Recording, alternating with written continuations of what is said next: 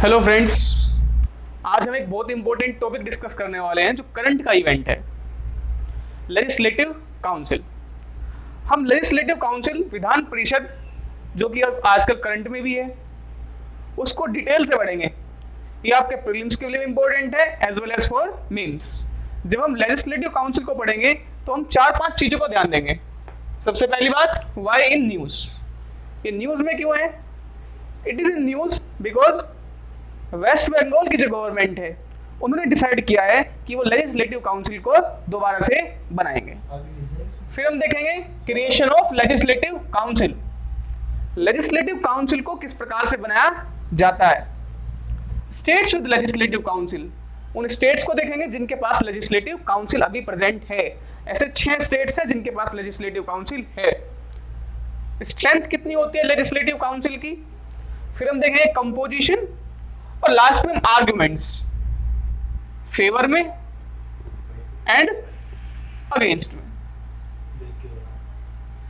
इन topics को हम deeply discuss करेंगे। इसके बाद आप लेजिस्लेटिव काउंसिल से कोई भी क्वेश्चन आएगा उसको इजीली कर पाओगे। उससे पहले आप लाइक शेयर सब्सक्राइब चैनल को जरूर कीजिएगा। चलो हम स्टार्ट करते हैं।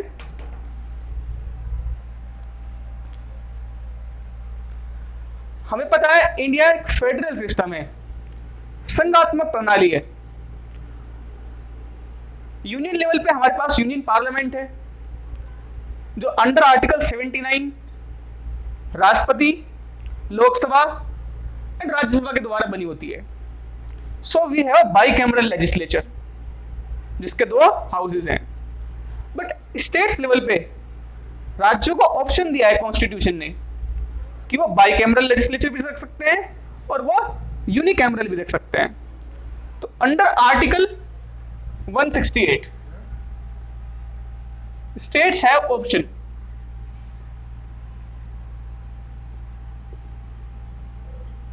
बाइकैमरल एंड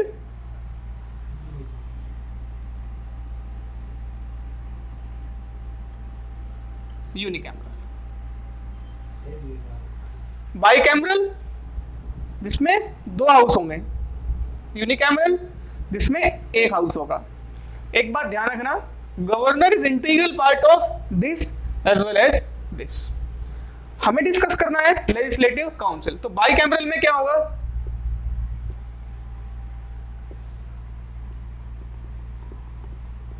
विधानसभा और legislative assembly.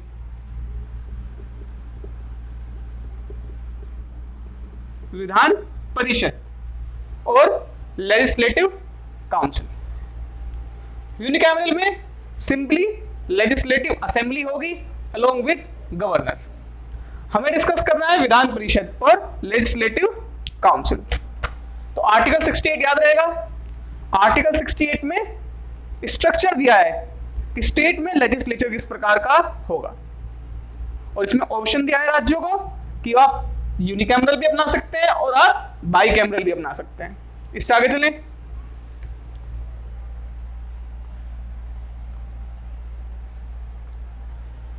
A very important article, Article 169, one of the most important article of from the point of exam. Creation or abolition of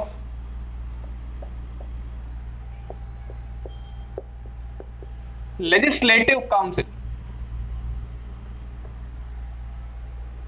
इस आर्टिकल में बताया है किस प्रकार से लेजिस्लेटिव काउंसिल का गठन किया जाएगा या फिर किस प्रकार से लेजिस्लेटिव काउंसिल को अबॉलिश किया जाएगा। अब क्रिएशन एंड अबॉलिशन करने के लिए 2 कंडीशन फुलफिल होना बहुत जरूरी है। फर्स्ट कंडीशन, पहली कंडीशन क्या है? जो स्टेट है, स्टेट लेजिस्लेचर है, जो स्टेट की विधानसभा है, उसे रेजोल्यूशन पास करना पड़ेगा with the help of special majority. State legislature में स्पेशल मेजोरिटी का सिर्फ एक ही केस है जहां पे वो यूज होती है, वो यहां पे state legislature has to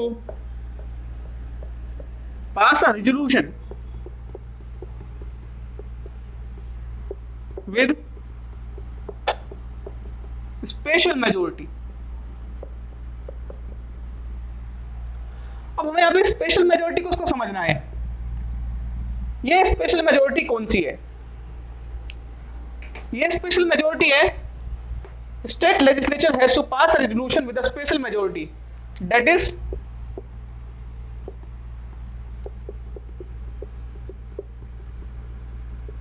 absolute majority and 2/3 of present and voting। थोड़ा सा कॉम्प्लिकेटेड है पर ध्यान से समझेगा। बंगाल का एग्जांपल लेते हैं। ऑल दो बंगाल में 294 सीट्स हैं बट हम 300 ले लेते हैं, तो 300 की एब्सोल्यूट मेजोरिटी क्या होगी? 300 की एब्सोल्यूट मेजोरिटी होगी 151। 300 डिवाइड बाय 2 प्लस 1। तो हमें ऐसी मेजोरिटी चाहिए जो एब्सोल्यूट मेजोरिटी हो प्लस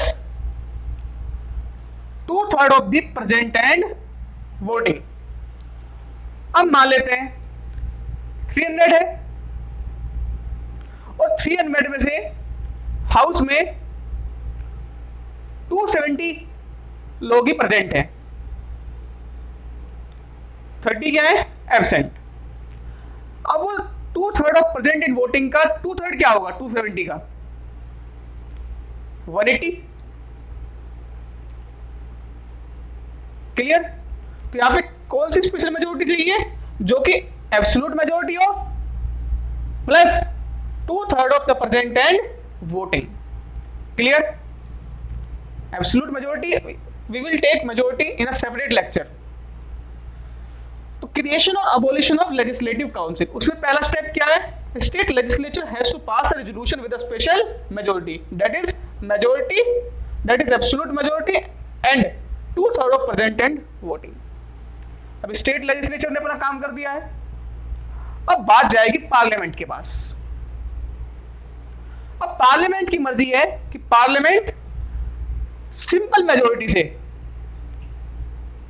बिल को पास करे या ना करे। अगर पार्लियामेंट सिंपल मेजोरिटी से पास कर देगी तो उस स्टेट में लेजिस्लेटिव काउंसिल का क्रिएशन हो जाएगा। तो second condition, parliament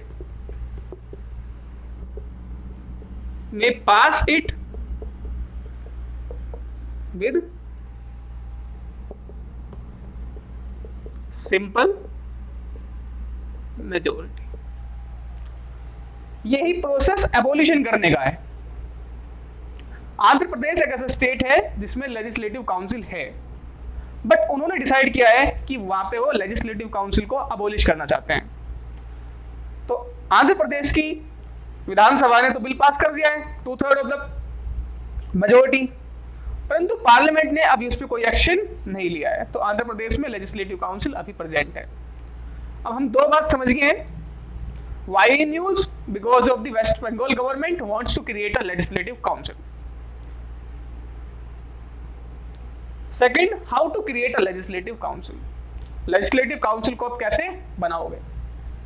Creation and abolition के लिए दो कंडीशन है, वो जब फुलफिल हो जाएंगी तो legislative council बन जाएगी।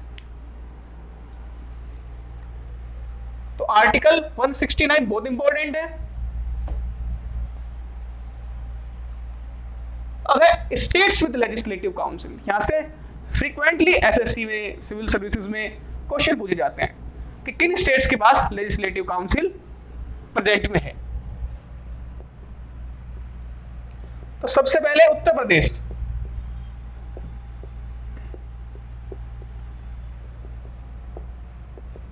बिहार, ये नदर्न स्टेट्स हैं दो। जम्मू कश्मीर में भी लेजिस्लेटिव काउंसिल होती थी बट अब लेजिस्लेटिव काउंसिल जम्मू कश्मीर में नहीं है। फिर आ जाते हैं डेक्कन में, महाराष्ट्र, और महाराष्ट्र से मिलता है Karnataka. Andhra Pradesh, and we all know Andhra Pradesh से नया राज्य बना है तेलंगाना। तो इन स्टेट्स के पास लेजिस्लेटिव काउंसिल फिलहाल प्रेजेंट है, 6 स्टेट्स हैं। तो ये इंपॉर्टेंट फैक्ट है, तो ये याद भी रहना चाहिए। क्लियर?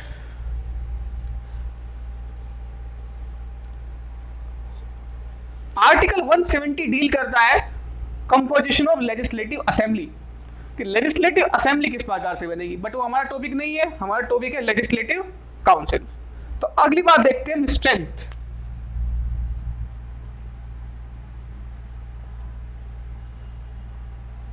स्ट्रेंथ मींस संख्या क्या रहेगी। स्ट्रेंथ में हम दोनों हाउस को एक बार कंपेयर कर लेते हैं। मान लिया किसी राज्य में 2 हाउस है,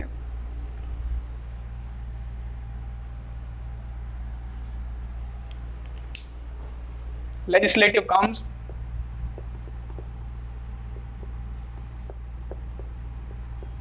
लेजिस्लेटिव असेंबली, इसको लोअर हाउस भी बोलते हैं, एंड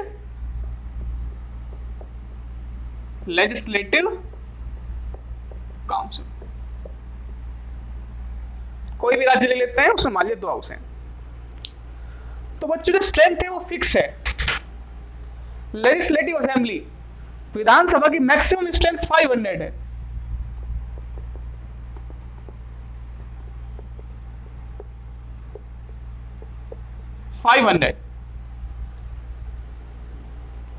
किसी भी विधानसभा में 500 से ज्यादा मेंबर नहीं हो सकते। लेजिस्लेटिव काउंसिल की भी स्ट्रेंथ फिक्स है, 1/3 of the strength of the assembly. मान लिया किसी भी विधानसभा में 300 सीट्स हैं, तो लेजिस्लेटिव काउंसिल में कितनी होंगी? 1/3, 100 होंगी। ये पॉइंट क्लियर? ऐसे मिनिमम स्ट्रेंथ फिक्स है, मिनिमम 60। बट भारत में कुछ राज्य हैं जहां पे विधानसभाओं की सीट 60 से भी कम है, जैसे कि गोवा, सिक्किम, अरुणाचल प्रदेश। यहां पे 3 सीट्स हैं, गोवा, सिक्किम, अरुणाचल प्रदेश। यहां पे विधानसभा की कितनी सीट्स हैं? 30 सीट्स है। क्लियर? ऐसे यहां पे लेजिस्लेटिव काउंसिल की सीट्स फिक्स हैं, मिनिमम 40। मिनिमम कितनी होंगी? 40 से कम नहीं होगी। इसका टेन्योर है 5 इयर्स। ये कंटिन्यूइंग चैम्बर है, ऑल्दो एक मेंबर 6 ईयर के लिए रहता है। इसमें लोगों को एमएलए बोलते हैं, MLA, member of legislative assembly. यहाँ पे एमएलसी बोलते हैं, MLC, member of legislative council. यहाँ पे जो इलेक्शन है वो डायरेक्ट इलेक्शन है, और यहाँ पे indirect.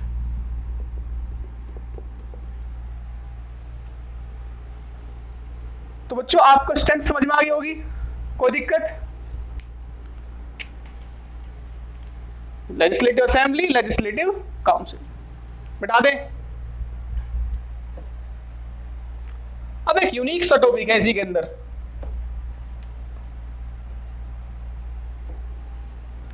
Article 171।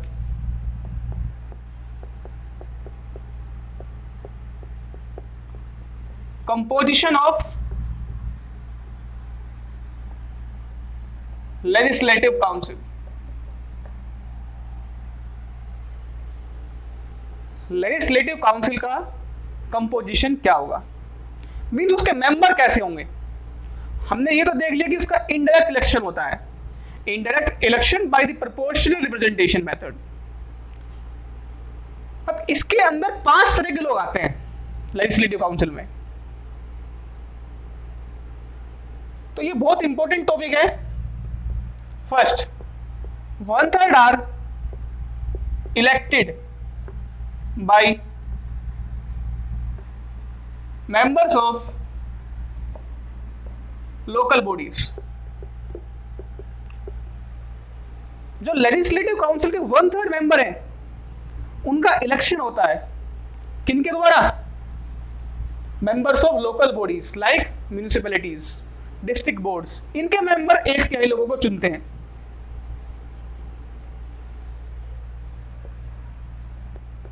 One third are elected by MLAs. Legislative council के अंदर 1/3 लोगों को एमएलए चुनते हैं।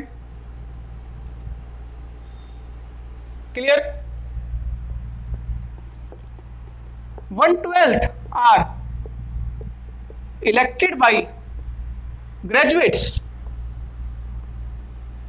Of 3 year. यहां से थोड़ा समझना, लेजिस्लेटिव काउंसिल में 1/3 लोगों का जो इलेक्शन होता है वो उस राज्य के ग्रेजुएट्स के द्वारा होता है, जो कम से कम 3 साल से ग्रेजुएट कोर्स से हैं और वो उस राज्य में रह रहे हैं। 3 point clear? 1/3 elected by local bodies, 1/3 elected by MLAs, 1/12 are elected by graduates of 3 year. Fourth, 1/12 are elected by teachers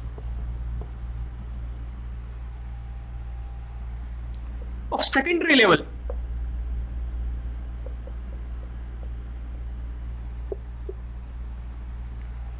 कम से कम वो सेकेंडरी लेवल के टीचर होने चाहिए उस राज्य के, वो 1/12 का इलेक्शन करते हैं। अब 5वां पॉइंट, जो रिमेनिंग है, बच गए, हमने देख लिया 1/3 लोकल बॉडीज से इलेक्ट होकर आ रहे हैं, 1/3 इलेक्टेड एमएलए चुन के भेज रहे हैं, 1/12 elected by graduates, 1/12 elected by teachers of secondary level. Remaining जो 1/6 बचते हैं वो नॉमिनेट होते हैं। क्या होते हैं? नॉमिनेट। और नॉमिनेट कौन करेगा? Governor of the state.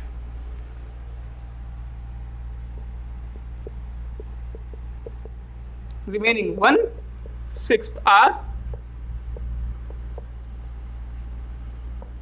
nominated by governor।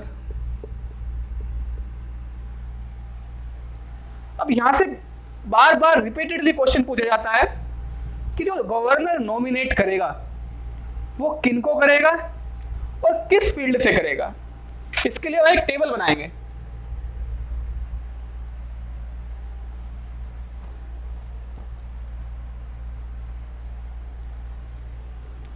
जब गवर्नर नॉमिनेट करता है, गवर्नर नॉमिनेशन, वो फॉलोइंग फील्ड से नॉमिनेट करेगा। नंबर 1 लिटरेचर, साहित्य, साइंस, विज्ञान से, आर्ट, ये बहुत इंपॉर्टेंट है, कोऑपरेटिव मूवमेंट, सहकारी आंदोलन। हमें पता है राज्यसभा में भी 12 मेंबर्स नॉमिनेट होते हैं, उन्हें नॉमिनेट प्रेसिडेंट ऑफ इंडिया करता है from art, science, literature, social service. But जब गवर्नर नॉमिनेट करता है लेजिस्लेटिव काउंसिल में, उनमें नॉमिनेशन लिटरेचर से, साइंस से, आर्ट से, कोऑपरेटिव मूवमेंट से and last social service, in field से नॉमिनेशन गवर्नर करता है। क्लियर? अब हमें 2-3 बात याद रखने की जरूरत है। जो हमारे एमएलसीज होते हैं, मेंबर ऑफ लेजिस्लेटिव काउंसिल,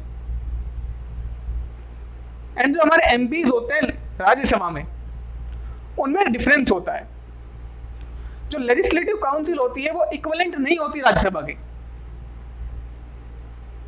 देखते कैसे? पहली बात, जो राज्यसभा के एमपी होते हैं वो प्रेसिडेंट के इलेक्शन में पार्टिसिपेट करते हैं। लेजिस्लेटिव काउंसिल के मेंबर्स प्रेसिडेंट के इलेक्शन में पार्टिसिपेट नहीं करते। राज्यसभा के पास सब्सटेंशियल पावर होती है, काफी पावर्स होती हैं, एक्सेप्ट फाइनेंशियल मैटर्स को छोड़ के। लेजिस्लेटिव काउंसिल के पास काफी लिमिटेड पावर होती हैं। ये एक डिलेइंग चैम्बर की तरह होता है और ये मैक्सिमम 4 मंथ किसी भी बिल को डिले कर सकता है, 3 मंथ्स पहले टाइम और 1 मंथ दोबारा से। क्लियर? और एक very important point, the x vice president of India is the ex officio chairman of Rajya Sabha. जो भी भारत का उपराष्ट्रपति होगा वो राज्यसभा का सभापति होगा। जैसे कि वेंकैया नायडू राज्यसभा के सभापति हैं, बट लेजिस्लेटिव काउंसिल अपना चेयरमैन को इलेक्ट करती है। तो ये कुछ डिफरेंस हो गए लेजिस्लेटिव काउंसिल में एंड राज्यसभा में। अब हमारा मेंस के पॉइंट ऑफ व्यू से बचता है आर्गुमेंट्स।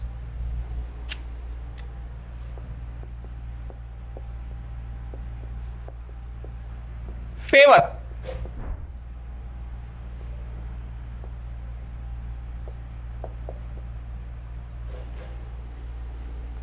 लेजिस्लेटिव काउंसिल बनाने का फायदा क्या है बताइए। लेजिस्लेटिव काउंसिल के लिए आपसे ये क्या कर सकता है, ये जो हेस्टी लेजिस्लेशन होते हैं, जल्दी में जो कानून पास किए गए हैं उनको चेक कर सकता है। So it can work as a revisory chamber, एक रिवाइजरी चैम्बर की तरह काम कर सकता है। क्लियर? तो पहला फेवर में आर्गुमेंट क्या है, it can work as a revisory chamber. Second, आप लेजिस्लेटिव काउंसिल में टैलेंट को रिक्रूट कर सकते हो। कुछ लोग होते हैं जो इलेक्शन जीत के नहीं आ सकते, जैसे कि साइंस से, आर्ट से, लिटरेचर से, क्योंकि इलेक्शन लड़ना अलग प्रोसेस है। तो ऐसे लोगों को आप रिक्रूट कर सकते हो कहां पे, लेजिस्लेटिव काउंसिल में। Recruitment of talent. बट इसके अगेंस्ट में ज्यादा पॉइंट हैं राज्यसभा के, सॉरी लेजिस्लेटिव काउंसिल के। अगेंस्ट में क्या है, first delaying chamber.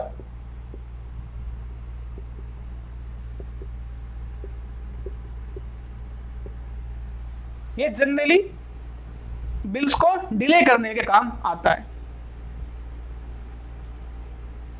Second,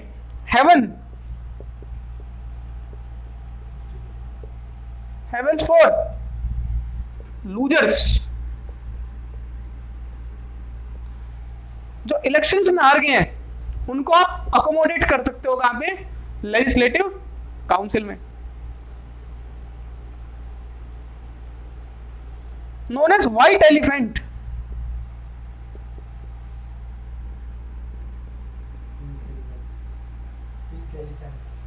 white